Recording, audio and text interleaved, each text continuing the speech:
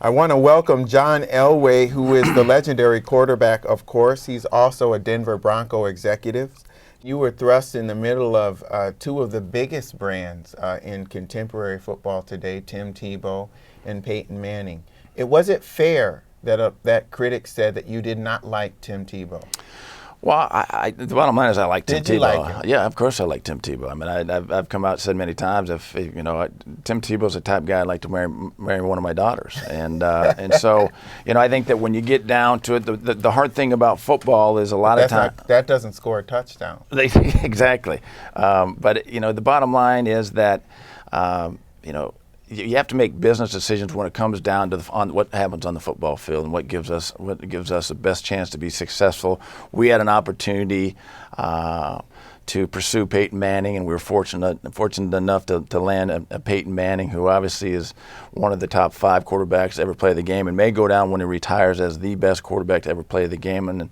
And he was interested in the Denver Broncos, and so it was something that we had to see if we'd get the opportunity, and he wanted to come to Denver. We were lucky enough that he picked us, and that just made it. When you have a Peyton Manning and Tim Tebow, we just felt it was best to give Tim an opportunity somewhere else. And you'll go down as one of the best executives in a front office if everything works out, because you made this $96 million bet on Peyton Manning, who was a quarterback who had a spinal fusion.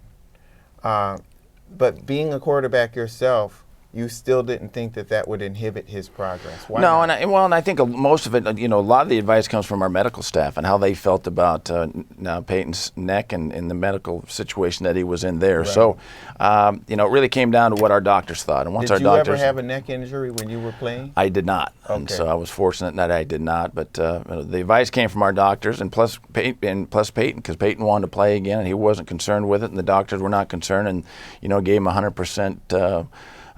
Backing that he was going to be fine to play the game. And so once we heard that, then it was just trying to get Peyton in the doors in Denver. It's a huge advantage to having been a player and working in the front office, but it also must put you in a dilemma, because you're a former player, so you're thinking about the concerns about concussions, but also you want to protect the interests of your team in the NFL, and you don't want to take on unnecessary liability.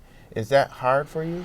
Well, I mean, it's like any business. It's always about risk and reward. And I think that obviously, the risk side of it, there's a big part of it. But you also know that, there's going to be injuries in the NFL because it's a physical game. And so, those are the decisions that you have to make. You have to make the best ones that you can for the organization that doesn't put the organization at risk, but also gives you a chance to compete for a world championship. And I think the difference there is the decisions that we have to make. And with John Elway, I'm Lee Hawkins.